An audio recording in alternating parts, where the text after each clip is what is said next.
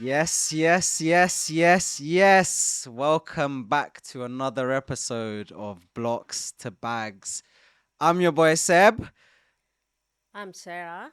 aka Mumsy, and we've got a very special episode for you today, inspired by Mother's Day, of course, where Yes. I will be having a candid chat with my mum around her journey, my journey, setting up a business in Kenya, going back to college as well, learning new skills, and how you're never really too old to do your thing, right?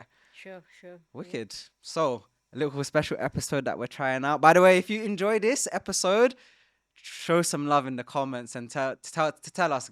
Bring Mumsy back on, and we'll bring her back on as a special guest. So, Mum, let's get into this. How you doing? Talk I'm to me. very well. I'm very well and happy as well. Come on.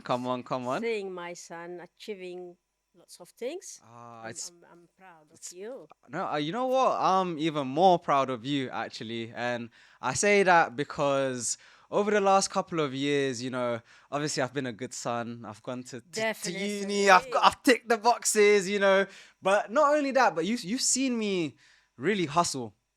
You've really seen me hustle, work those 10, 12 hour days, and I remember always telling you, like, there's no age limits to this. Anyone can do this. Anyone that wants to improve their lives, that wants to learn a new skill, a new business, the only thing stopping you is you and your mindset. And I remember telling you this, and I remember us even talking a lot of the times. I remember when you came back from Ethiopia, you were getting into this whole world of YouTube, beauty influencers. Yes. And you've done an amazing thing recently, right? Thank you. Yeah, I'm trying and I am thankful for your encouragement as well. Ah, come on. Because, like you said, age doesn't limit you from learning new skills. Exactly. And although my mom looks bare, we're not going to disclose ages and that, but No, just know that my mom's an no, OG. definitely She's not. an OG in this thing. But as of recently, what did you go and do then? So we've been inspired. We've been talking about makeup, beauty, that kind of thing. We've been talking about setting up a business in Ethiopia. And recently you enrolled in college. Yes, I did. I'm doing beauty therapy at the moment. Amazing. I'm doing my diploma. I'll be finishing this year. And Love that. I like fashion and beauty, Yeah. but I never thought I could start it at this age. Yeah. But I'm so happy. Yeah. And you've always been telling me you do something now. I've got my own thing. You start something, and I follow that, and I'm doing it, You're and trying I'm to get to happy. your bag as well, yeah? Yes. I love that. So when we talk about college, like what have you actually gone and done? What was the process to enroll? What made you think, okay, it's time for me to actually go enroll in college, learn this thing, and what's the plan? How do you plan to use this kind of qualification as well? Like, why did you do it? Yeah, why I do it is time is in my hands now. You Yeah, know, it's not easy to bring up a child in London. I mean, we'll get into that as well. though I have a nice son who has achieved as well, Yeah, but I've finished. I've seen you doing your own thing. Then I said, okay, I have to do something. What do I do? My passion is in beauty and fashion, so I start that. Though it was not as easy as I thought when I started the college. yeah, It was not easy because I left school years back, yeah. left college years back.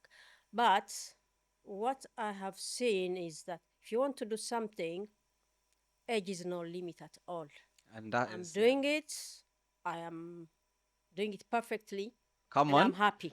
Yeah. Yes, And I know this because you call me after you finish your exams and stuff. You're like, exactly. I just finished the exam. It was really hard, but I think I did all right. So Mm.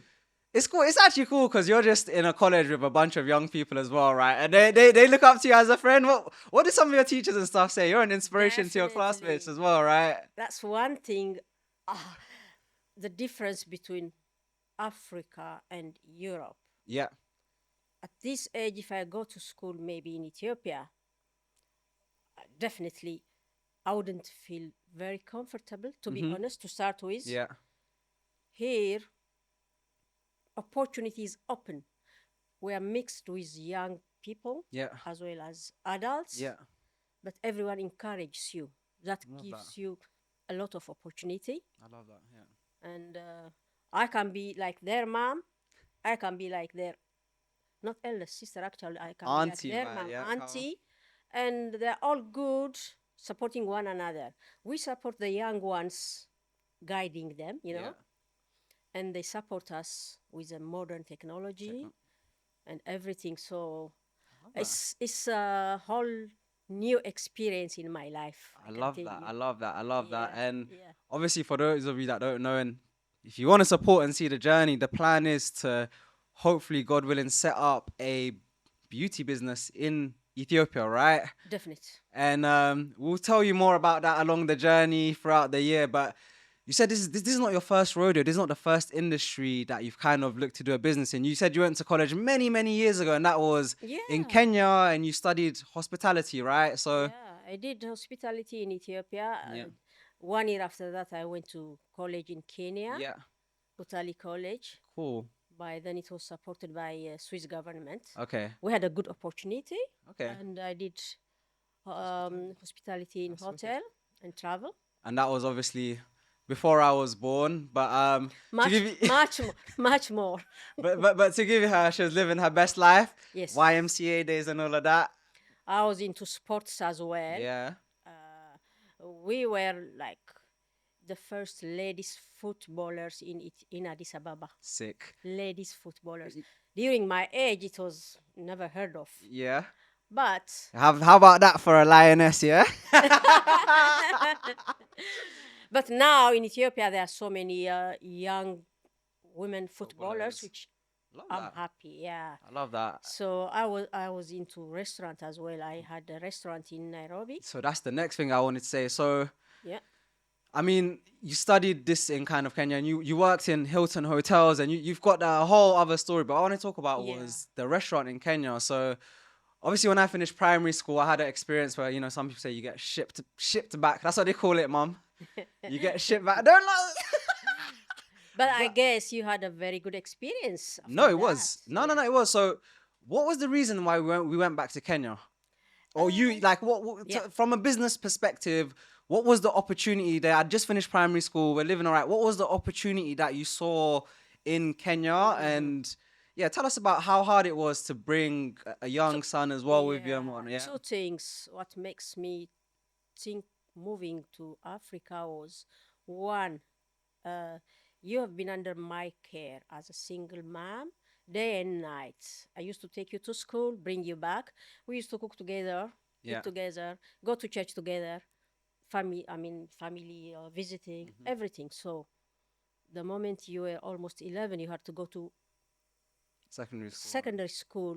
So that really gave me, how am I going to manage? What is going to happen to him? I'm not in control anymore. So I sat you, I talked to you.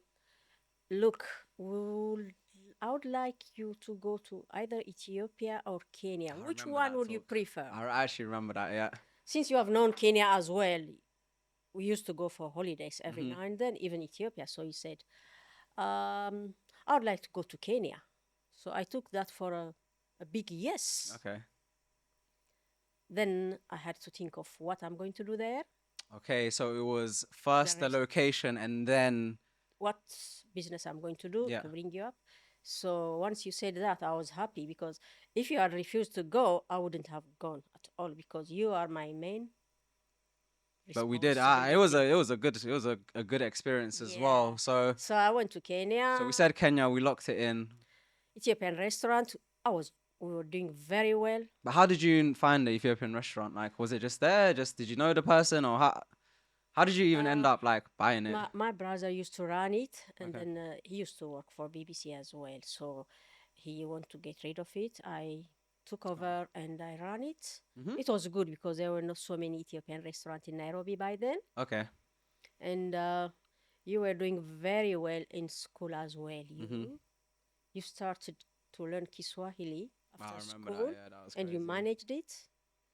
But Jumbo. down the road, you said, "Mom, I want to go back to London because my friends are there, my cousins are there, And I was so shocked.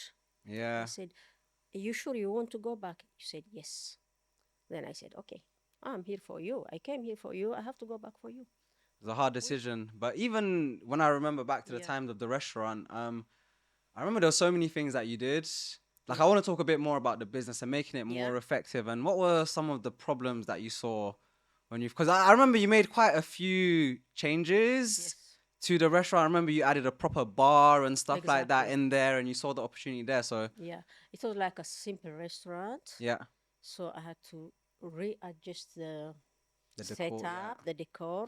I had to change it completely Ethiopian decor. yeah, I brought everything from Ethiopia. nice, I had a bar, a beautiful bar, and I started making local brew from Ethiopia.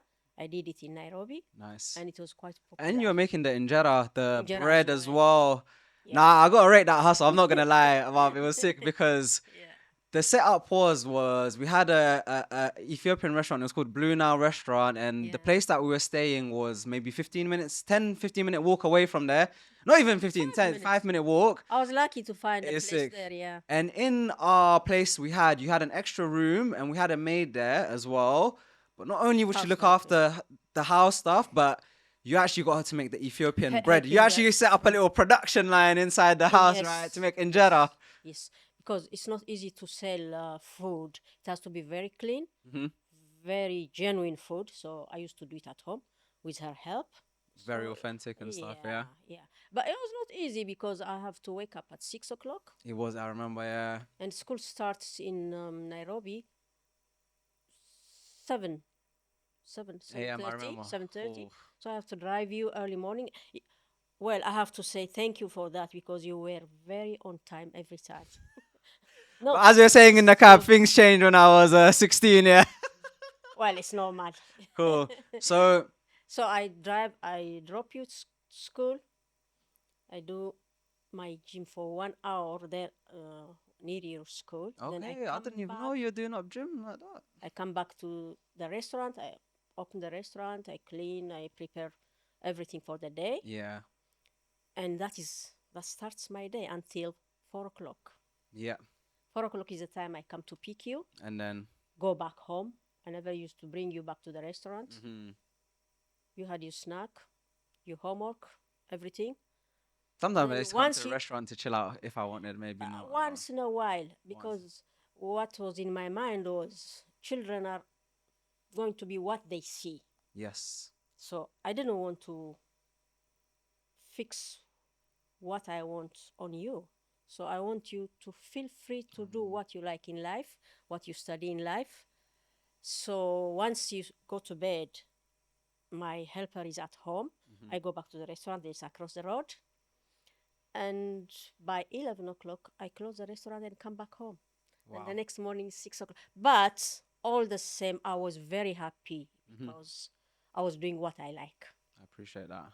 And you did very well in school as well there, except It that was. by the end of before the end of the 2 years, you wanted to come back.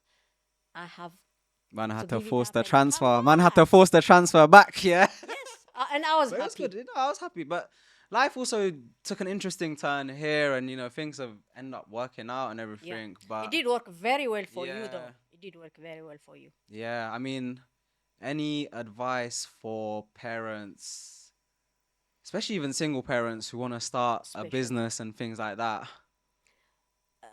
Yeah, it's easier to start it back home or in Kenya Yeah, because interesting. one, labor is cheap.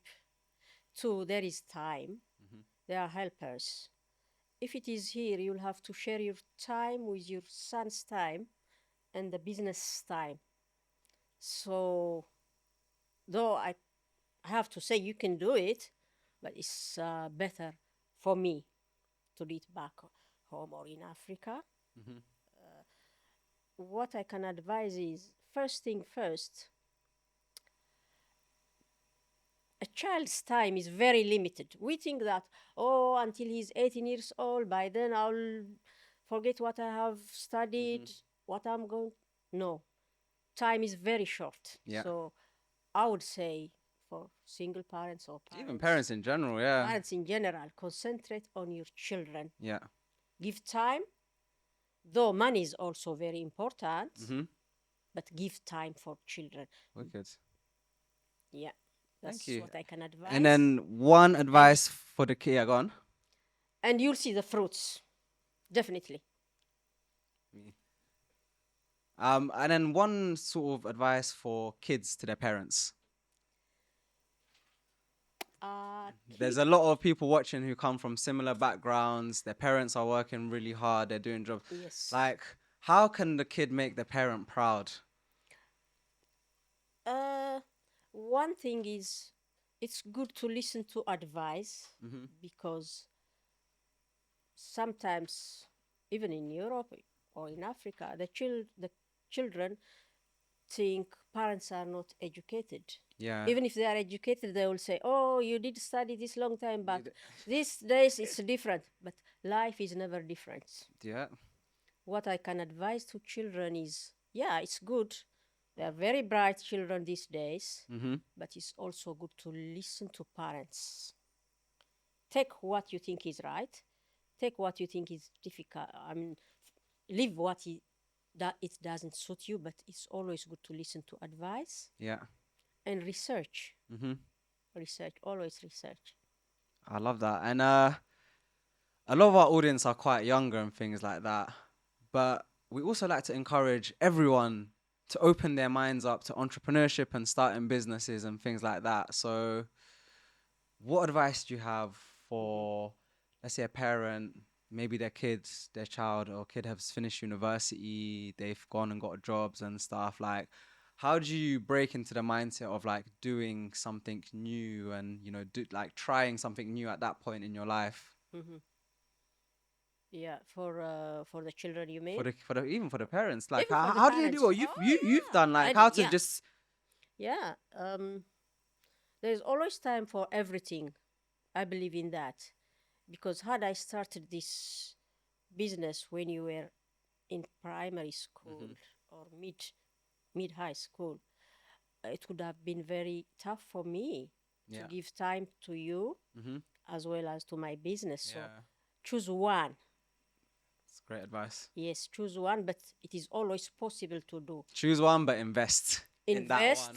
And do something you like. Yeah. You'll be successful. That's what I can say.